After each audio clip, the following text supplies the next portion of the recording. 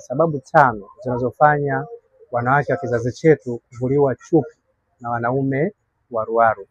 Ni vizuri zaidi kuweza kujua kwamba kizazi chetu ni kizazi ambacho kina wanawake ambao hawaheshimu utu wao. Kwa hiyo ni rahisi kuweza kuvuliwa chupi na wanaume waruwaru. Kwa hiyo nimeweza kusogezea sababu 5 ambazo huwa zinapelekea wanawake wa kizazi chetu kuweza kuvuliwa chupi na wanaume waruwaru.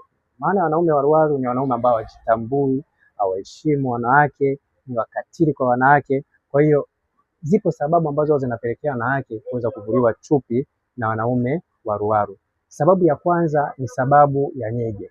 Wanawake wa kizazi chetu ni wanawake ambao hawaheshimu utu wao. Kwa hiyo mwanamke wa kizazi chetu anapopata nyege ni rahisi kuweza kumvulia chupi mwanaume waruwaru.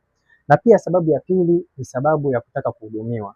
Wanawake wa kizazi chetu wamejikuta wanataka waweze kuhudumiwa na wanaume. Kwa hiyo hii imekuwa ni sababu mojawapo kubwa sana ambayo imefanya wanawake wa kizazi chetu kuweza kuvuliwa chupi na wanaume waruwaru.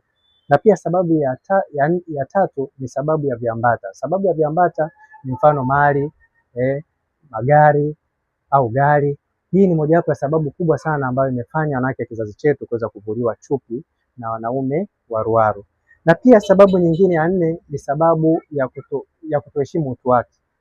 Asilimia kama 90 ya wanawake wa kizazi chetu hawaheshimu utu wao. Kwa hiyo huwa ni rahisi sana kuweza kuvuliwa chupi kwa sababu ya hii sababu ambayo nimeweza kuitaja. Na pia sababu ya mwisho kabisa ni sababu ya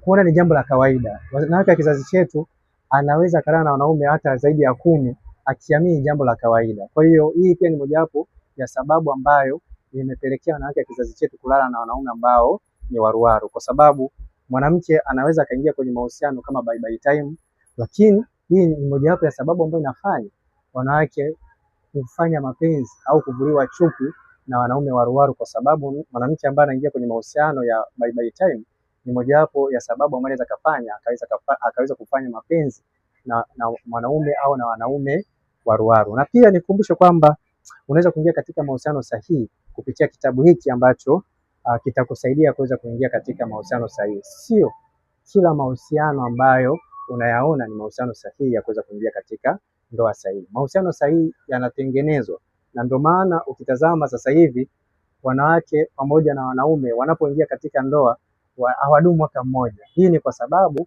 mahusiano yao hayakuwa sahihi. Kwa hiyo ni vizuri zaidi kuweza kujua kwamba kupitia hiki kitabu ni rahisi kuweza kutengeneza mahusiano sahihi ambayo yatajenga ndoa sahihi.